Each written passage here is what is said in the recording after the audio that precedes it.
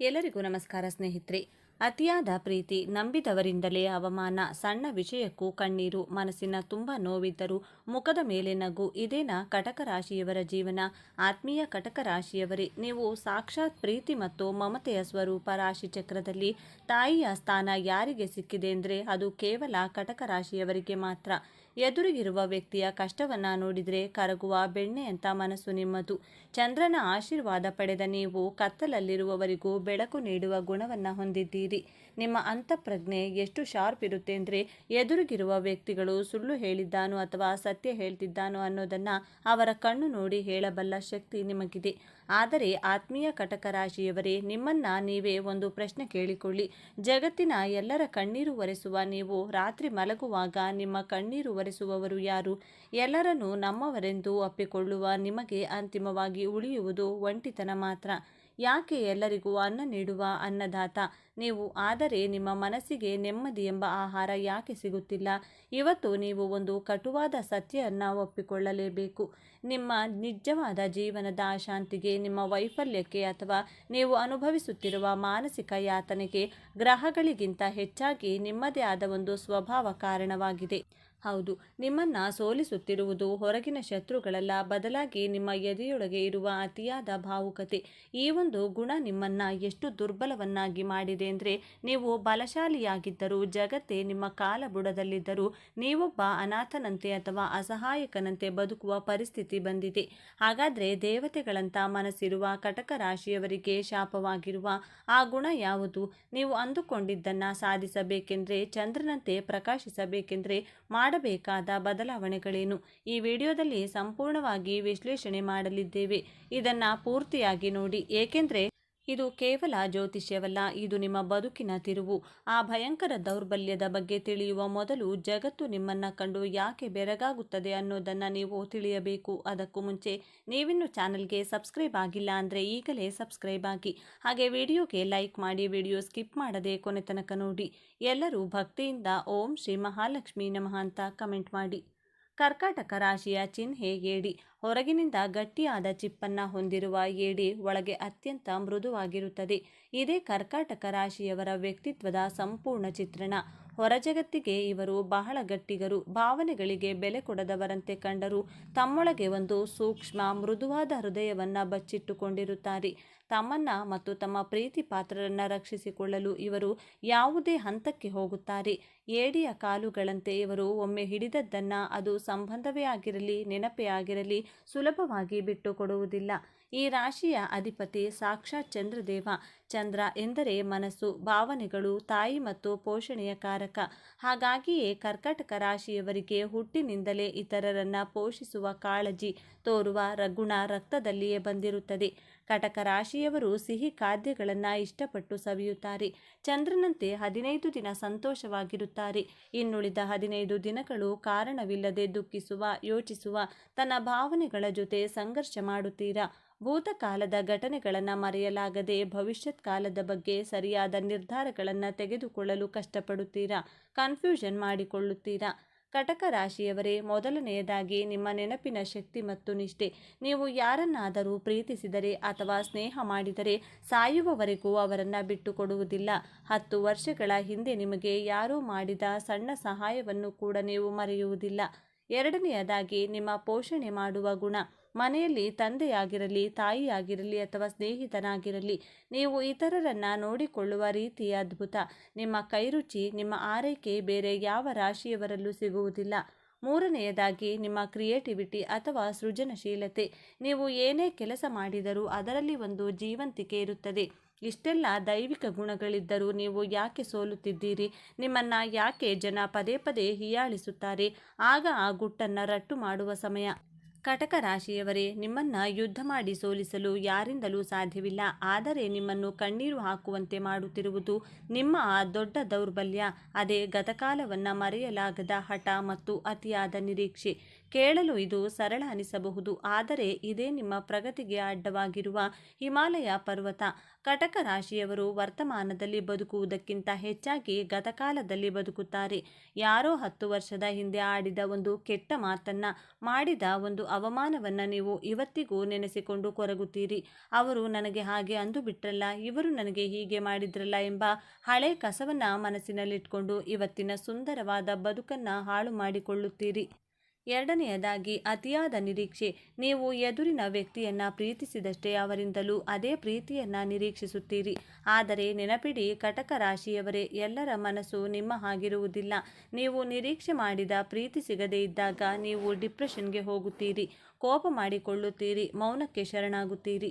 ಈ ಮೌನವೇ ನಿಮ್ಮ ಶತ್ರು. ನಿಮ್ಮ ಈ ಸ್ವಭಾವದಿಂದ ನಿಮ್ಮ ಜೀವನದಲ್ಲಿ ಆಗುತ್ತಿರುವ 3 ಆಘಾತಕಾರಿ ಪರಿಣಾಮಗಳನ್ನು ಗಮನಿಸಿ. ಮೊದಲನೆಯದಾಗಿ ಭಾವನಾತ್ಮಕ ಶೋಷಣೆ.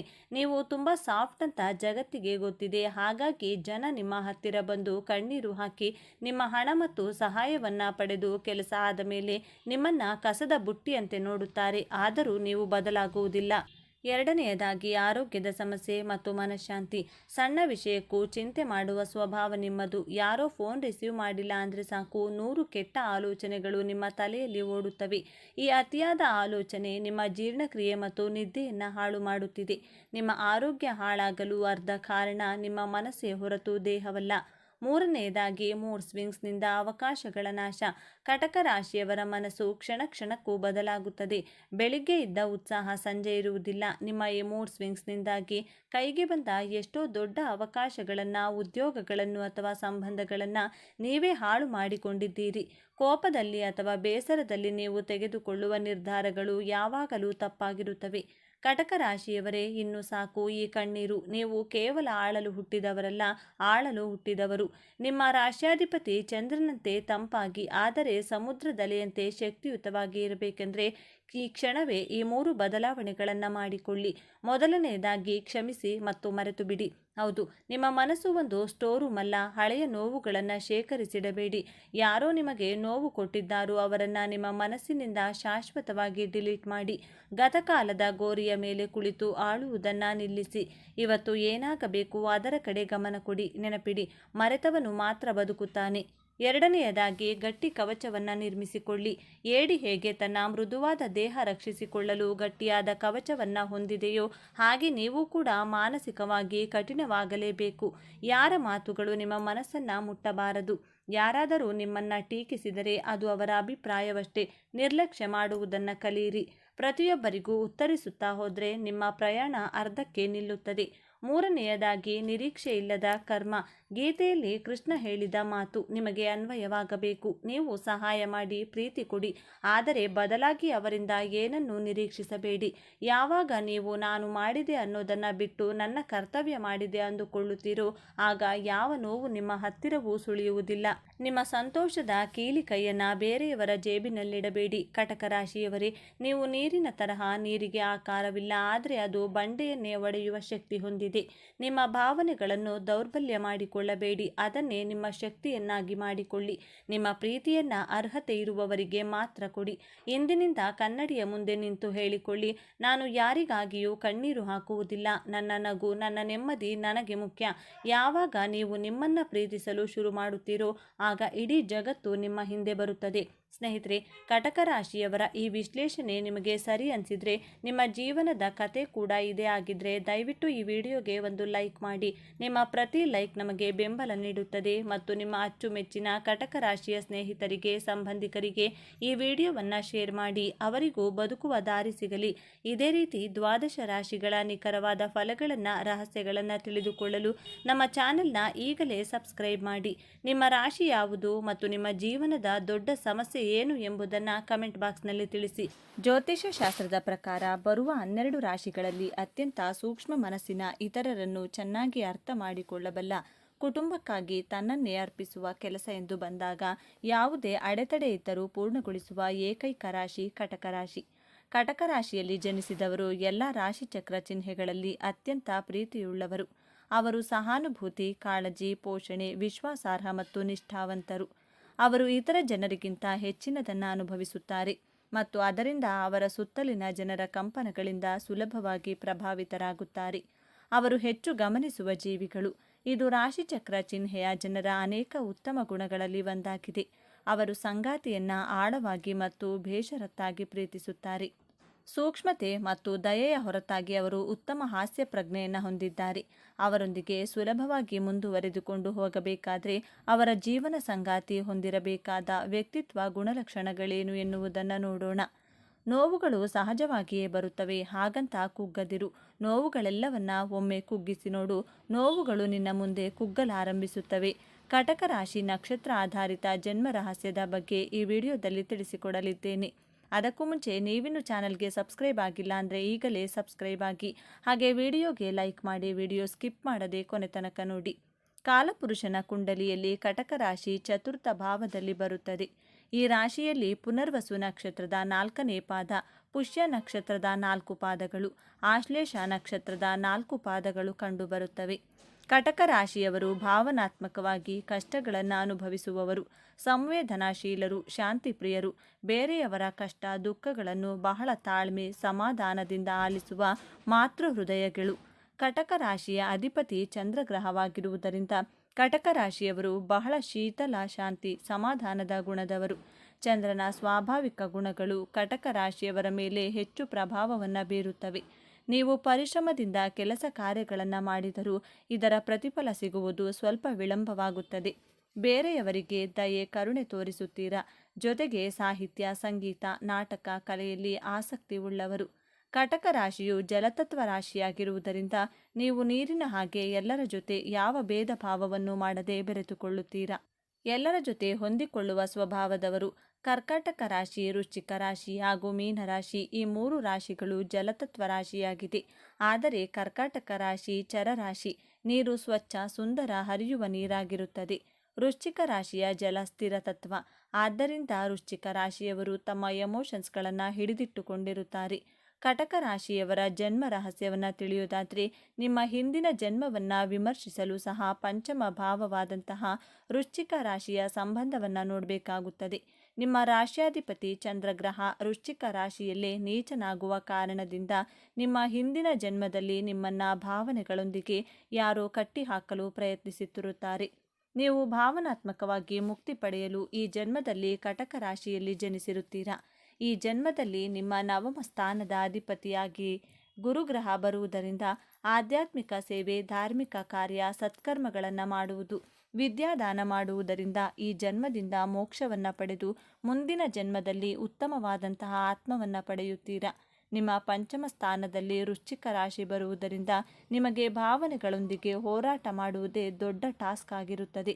ನಿಮ್ಮ ಮನಸ್ಸಿನ ಭಾವನೆಗಳನ್ನು, ದುಃಖಗಳನ್ನು ಗ್ರಹಿಸಬೇಕಾಗುತ್ತದೆ. ನಿಗ್ರಹಿಸದಿದ್ದರೆ ನೀವು ಮತ್ತಷ್ಟು ಒದ್ದಾಡಿ ದುಃಖಿಸಬೇಕಾಗುತ್ತದೆ. ನಿಮ್ಮ ಸಂವೇದನಾಶೀಲ ಗುಣದಿಂದ ನೀವು ಸಕಾರಾತ್ಮಕ ಮಾರ್ಗದಲ್ಲಿ ನಡೆಯಬೇಕಾಗುತ್ತದೆ. ನಿಮ್ಮ ಸಂವೇದನೆಯನ್ನು ಸಂಭಾಳಿಸಬೇಕು. ನಿಮ್ಮ ಸಂವೇದನಾಶೀಲ ಗುಣ ನಿಮಗೆ ಶಾಪವಲ್ಲ, ಪ್ರಕೃತಿಯಿಂದ ಸಿಕ್ಕಿರುವಂಥ ವರವಾಗಿದೆ.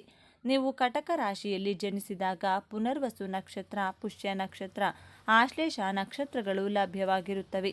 ಈ 3 ನಕ್ಷತ್ರದಲ್ಲಿ ಜನಿಸಿದವರಿಗೆ ವಿಭಿನ್ನ ಫಲಗಳು ಸಿಗುತ್ತವೆ. ಪುನರ್ವಸು ನಕ್ಷತ್ರದ ಅಧಿಪತಿ ಗುರುಗ್ರಹ, ಕಟಕ ರಾಶಿಯ ಅಧಿಪತಿ ಚಂದ್ರಗ್ರಹ. ಚಂದ್ರ ಗುರುವಿನ ಸಂಯೋಗವನ್ನು ಗಜಕೇಸರಿ ಯೋಗ ಎಂದು ಕರೆಯಲಾಗಿದೆ. ಪಂಚಮಹಾಯೋಗಗಳಲ್ಲಿ ಗಜಕೇಸರಿ ಯೋಗವು ಒಂದು ರಾಜಯೋಗವಾಗಿದೆ.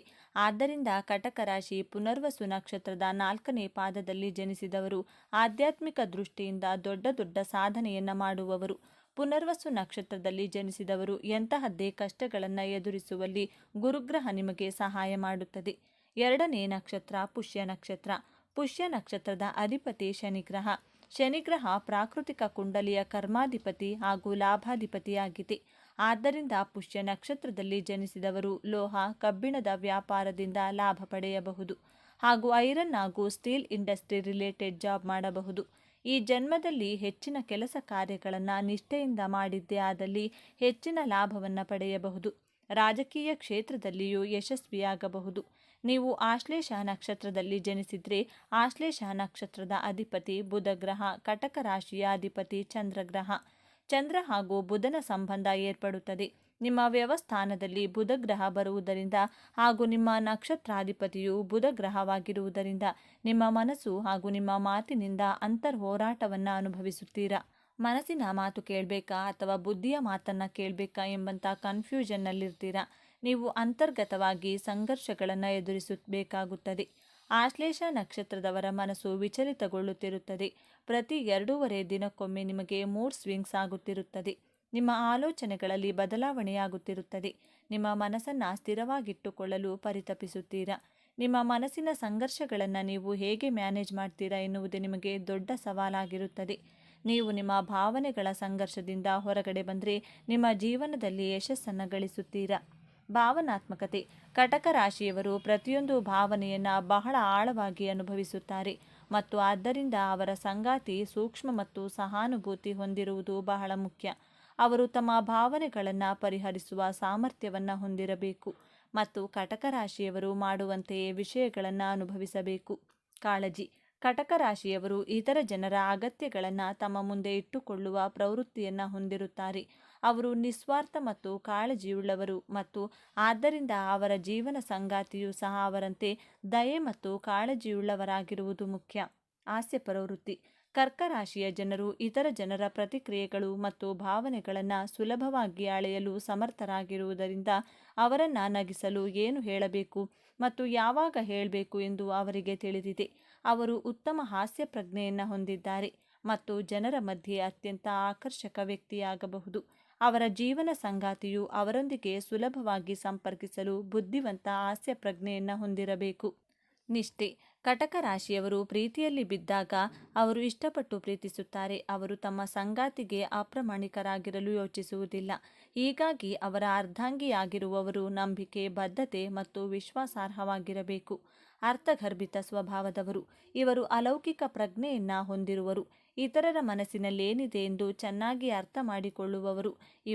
ಇವರನ್ನು ಮೋಸಗೊಳಿಸುವುದು ಹಾಗೂ ಜಾಣತನದಿಂದ ನಿರ್ವಹಿಸುವುದು ಸ್ವಲ್ಪ ಕಷ್ಟವೇ. ರಹಸ್ಯಗಳನ್ನು ಹೊರಹಾಕುವ ಇವರ ಸಹಜ ಸಾಮರ್ಥ್ಯದಿಂದ ಸೂಕ್ಷ್ಮವಾಗಿರುತ್ತಾರೆ. ನಿಮ್ಮ ರಹಸ್ಯಗಳನ್ನು ಹೊರಹಾಕುವವರೆಗೆ ಇವರು ಪ್ರಶ್ನೆಗಳನ್ನು ಕೇಳುತ್ತಲೇ ಇರುತ್ತಾರೆ. ನಕಾರಾತ್ಮಕ ಗುಣಗಳು. ಕಟಕ ರಾಶಿಯವರು ಮೂಡಿ ಸ್ವಭಾವದವರನ್ನು ಹೊಂದಿರುವವರು. ಸಾಮಾನ್ಯವಾಗಿ ಇವರು ಧೈರ್ಯಶಾಲಿಗಳು ಹಾಗೂ ರಕ್ಷಣೆಗೆ ಬದ್ಧವಾಗಿರುವವರು. ಇವರ ಮನಸ್ಥಿತಿ ವೇಗವಾಗಿ ಬದಲಾಗುತ್ತದೆ. ಒಂದು ಕ್ಷಣದಲ್ಲಿ ನಗುವ ಮನುಷ್ಯ ಇನ್ನೊಂದು ಕ್ಷಣ ತಮಾಷೆ ಮಾಡಬಹುದು. ಕೆಲವು ನಿಮಿಷಗಳ ನಂತರ ಕಣ್ಣೀರು ಹಾಕಬಹುದು. ಇದು ಇವರ ದೈನಂದಿನ ಜೀವನದ ಭಾಗವಾಗಿರುತ್ತದೆ. ಹಾಗಾಗಿ ಭಾವನೆಗಳು ಆಗಾಗ ಬದಲಾಗುತ್ತಿರುತ್ತದೆ. ಕಟಕ ರಾಶಿಯು ಚಂದ್ರನ ಅಧಿಪತ್ಯಕ್ಕೆ ಒಳಪಟ್ಟಿರುವುದರಿಂದ ಚಂದ್ರನು ಮನೋಕಾರಕನು. ಹಾಗಾಗಿ ಮನಸ್ಸು ಆಗಾಗ ಬದಲಾಗುತ್ತಿರುತ್ತದೆ. ಕಡಿಮೆ ಸ್ವಾಭಿಮಾನಿಯಾಗಿರುವ ಇವರು ಇತರರ ವಿರುದ್ಧ ಅಜೀವ ದ್ವೇಷವನ್ನು ಕಾರುವುದು ಸಾಮಾನ್ಯವಾಗಿದೆ. ಇವರು ಅರ್ಧದಷ್ಟು ತುಂಬುವ ಬದಲು ಲೋಟವನ್ನು ಅರ್ಧ ಖಾಲಿಯಾಗಿ ಮಾಡುವಂತಹ ವ್ಯಕ್ತಿ. ಮನಸ್ಸಿಗೆ ಆಗಿರುವ ಗಾಯ, ಭಾವನೆಗಳ ಮೇಲಾಗಿರುವ ಹಾನಿಯನ್ನು ಎಂದಿಗೂ ಮರೆಯುವುದಿಲ್ಲ. ಈ ವಿಚಾರಗಳು ನಿಮಗೆ ಇಷ್ಟ ಆಗಿದೆ ಅಂತ ಭಾವಿಸ್ತಿದ್ದೇನೆ. ಇಷ್ಟ ಆಗಿದ್ರೆ ನಮ್ಮ ಚಾನಲನ್ನು ತಪ್ಪದೇ ಸಬ್ಸ್ಕ್ರೈಬ್ ಮಾಡಿಕೊಳ್ಳಿ. ಈ ವಿಡಿಯೋಗೆ ಒಂದು ಲೈಕ್ ಕೊಡೋದನ್ನು ಮರಿಬೇಡಿ. ಈ ವಿಡಿಯೋವನ್ನು ನಿಮ್ಮ ಫ್ರೆಂಡ್ಸ್ ಆ್ಯಂಡ್ ಫ್ಯಾಮಿಲಿ ಗ್ರೂಪಲ್ಲಿ ಹೆಚ್ಚು ಶೇರ್ ಮಾಡಿ. ನಿಮ್ಮ ಅಭಿಪ್ರಾಯಗಳನ್ನು ತಪ್ಪದೇ ಕಮೆಂಟ್ ಮಾಡಿ. ಎಲ್ಲರೂ ಭಕ್ತಿಯಿಂದ ಓಂ ಶ್ರೀ ಮಹಾಲಕ್ಷ್ಮೀ ನಮಃ ಅಂತ ಕಮೆಂಟ್ ಮಾಡಿ. ಧನ್ಯವಾದಗಳು.